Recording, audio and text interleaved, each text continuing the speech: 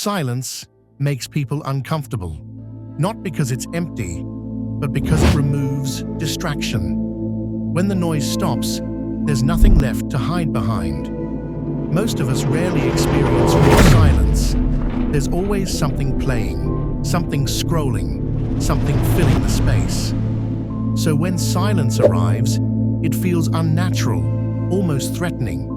Not because something is wrong, but because something is finally still. Silence slows time. Without constant input, the mind turns inward.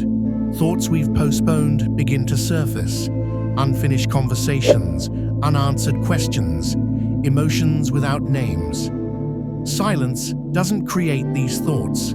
It simply removes the distractions that were keeping them quiet. The human mind is trained for stimulation, movement, feedback, reaction. Silence interrupts that training.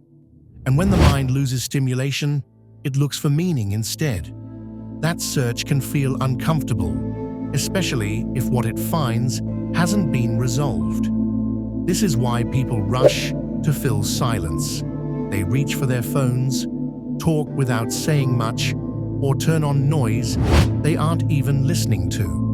Not because they enjoy the sound, but because silence demands presence, and presence demands honesty. Avoiding silence has a cost. When we never slow down, we never process. When we never process, emotions quietly stack in the background. They don't disappear, they wait. Eventually, those emotions surface in other ways. Restlessness, irritability, a constant sense of being unsettled. Maybe silence isn't meant to be comfortable. Maybe it's meant to be revealing. Not as punishment, but as information. A way to understand what we've been carrying without noticing. Silence isn't asking you to fix everything. It's asking you to notice. In a world that never stops speaking, silence becomes unfamiliar. And unfamiliar things often feel uncomfortable. Not because they are harmful, but because they tell the truth. This is the untold cosmos for those who think deeply.